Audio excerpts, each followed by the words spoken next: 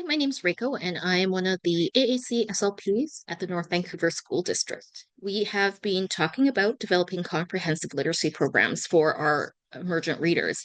We have talked about sight word recognition, which for emergent readers looks more like whole words. And last time we kind of broke up the phonological awareness from the decoding and spelling to talk about specifically phonological awareness.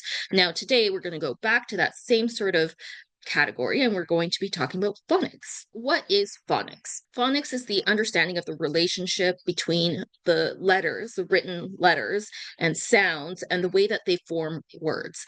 You know, they all say that English is a really tricky language to learn just because of all the irregularities and stuff, but how does it actually happen, right? How do we actually teach kids how to read English? There are a bunch of different skills involved in phonics. And as you can see here, there's sort of like a developmental trajectory, right? So we start with letters, and then we move to VC, vowel consonant words, and then we move to CVC words, consonant, vowel, consonant, and so on. We'll continue to talk about this. But what is the difference between phonological awareness and phonics? Phonological awareness is an auditory task. It does not need to involve print in any way. So we might be saying, you know, which one of these words rhyme, for example.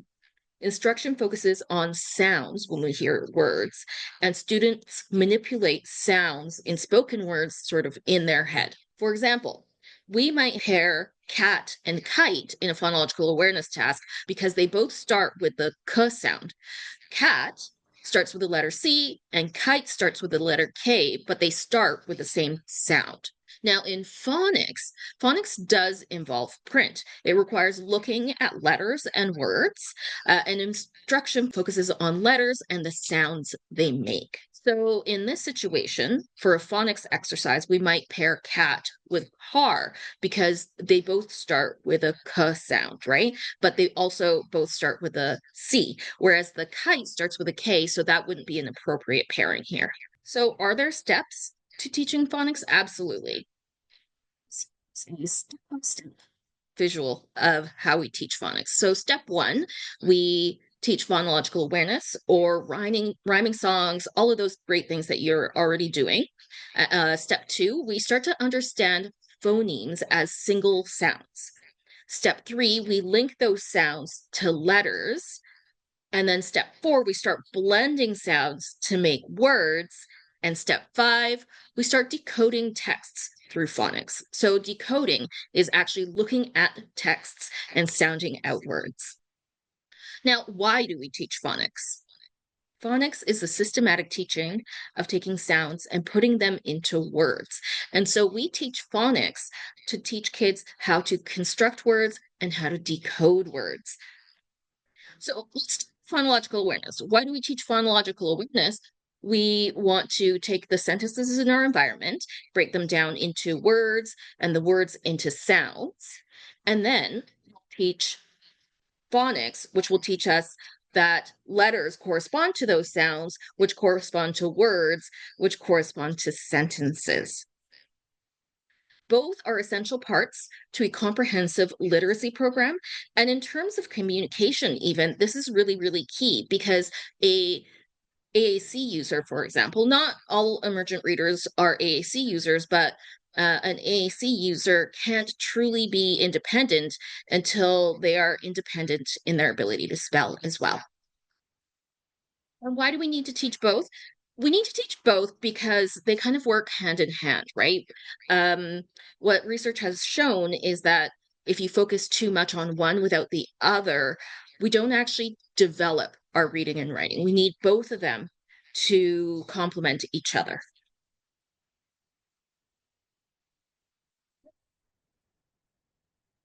So, what are the different parts of phonics?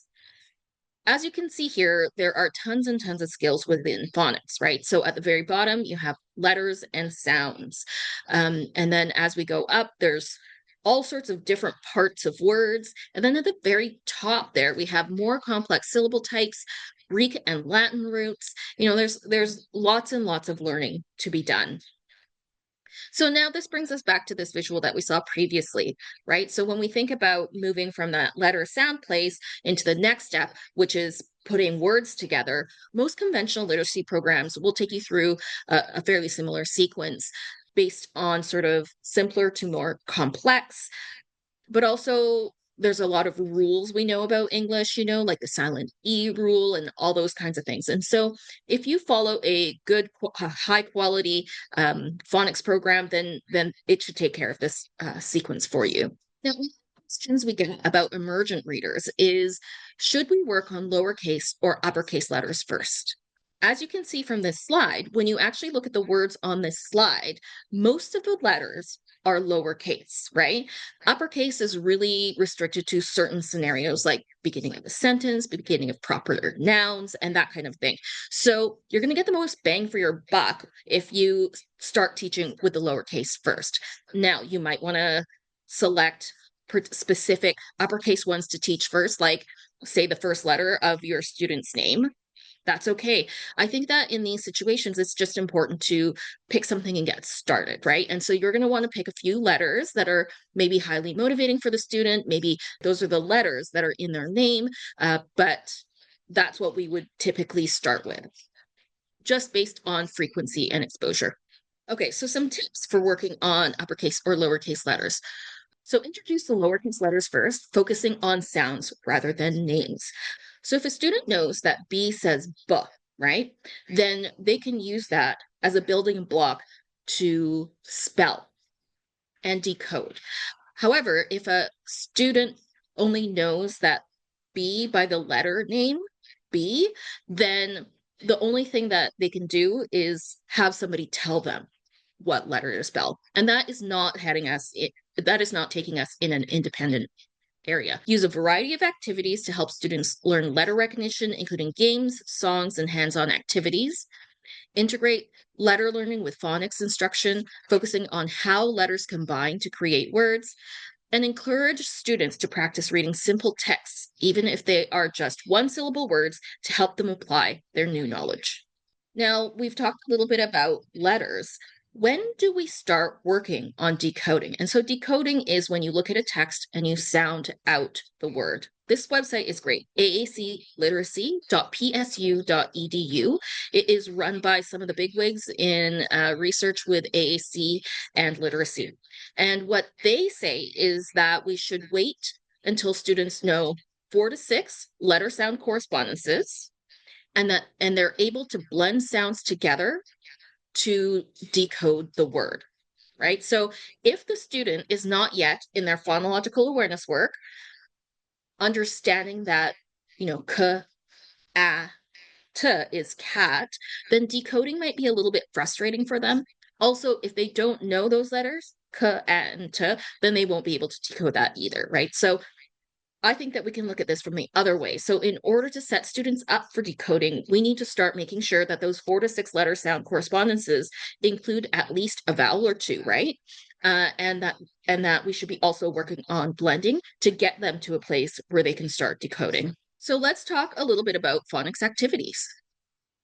Now, just as a caveat before we move on, I just want to say that we should always make sure that our resources are age respectful, right? Some of us are working on emergent literacy with kids in K1, 2, and if that's the case, then, you could probably just use the commercially available stuff. But as students get older, like for example, I'm working on phonics with students that are 16, 17, 18, right? We should no longer be using images like this little guy on the left here.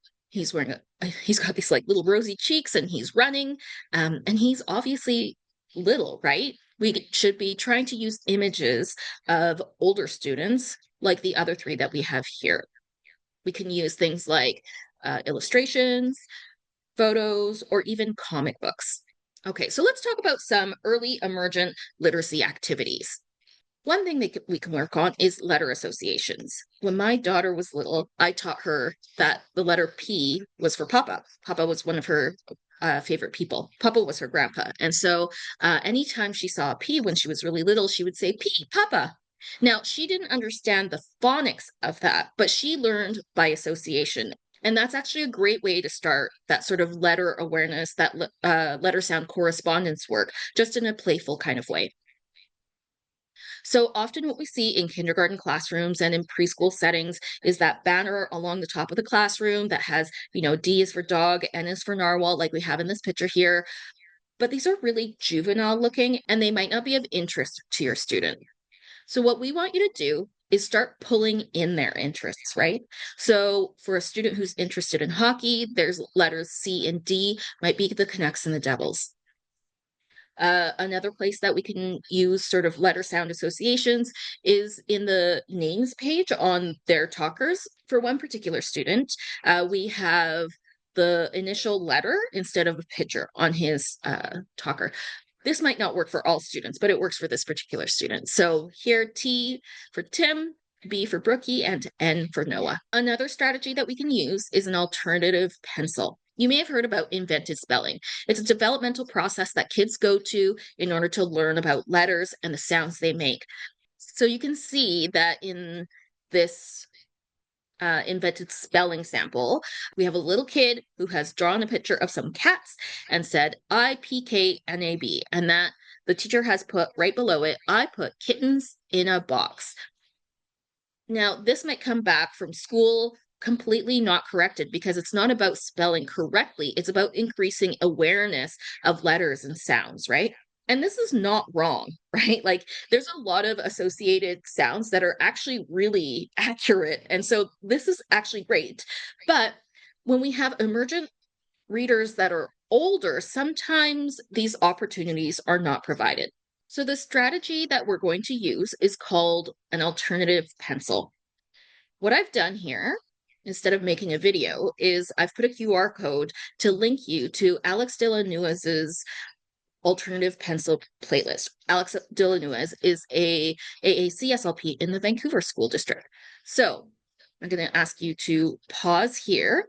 I will link this playlist down below and go to that playlist, watch the videos, and then come back to this video and we'll talk about some other strategies that you can use. There's one video in that playlist called Independent Writing with an Alternative Pencil that Alex has made, and it provides a great explanation of an alternative pencil.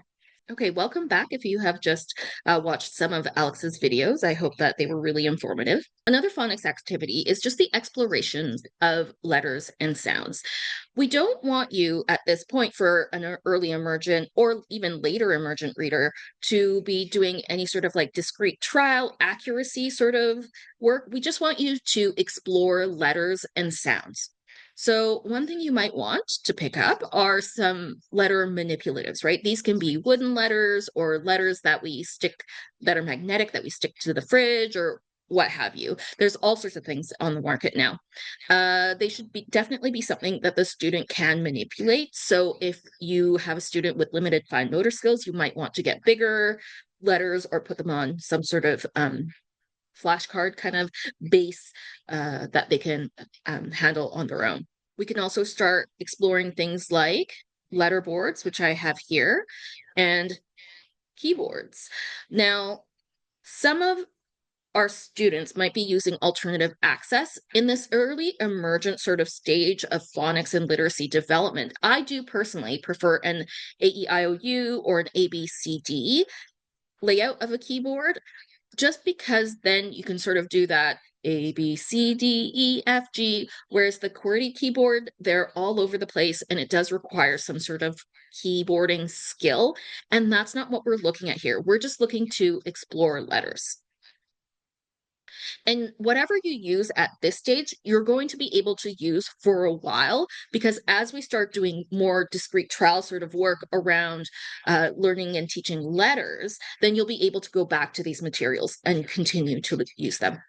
We can also introduce word balls using the words that we have started to do our discrete trial whole word work with. For some of our students, they are more successful working from the outside, like big unit in, so working from words to letters, as opposed to going from letters to words, which is a little bit more like a traditional approach. So take the words that you've been working on, doing your whole word work and put them on a word wall. We have included the word wall template in our teams if you are on that teams. So, say you have a book about food and you have cookie, cantaloupe, and donut, you can put those right in the word wall. Now, when I say word wall, I don't necessarily mean taking up a gigantic space in a classroom, right? You could just have this word wall, as like a paper document that you have inside a literacy binder. Going for scavenger hunts at this point. Some students are going to be just fine with something like that letterboard we were looking at with all the letters and just kind of going around and finding letters. If that's too much for your student, you could give them like a one letter to hold on to as they go around the school and find different letters in different signs. Now, I do want to point out that these signs have lowercase in them. So if you're starting this work, then you might also want to think about whether most of your signs have uppercase or lowercase letters or what that looks like in your school.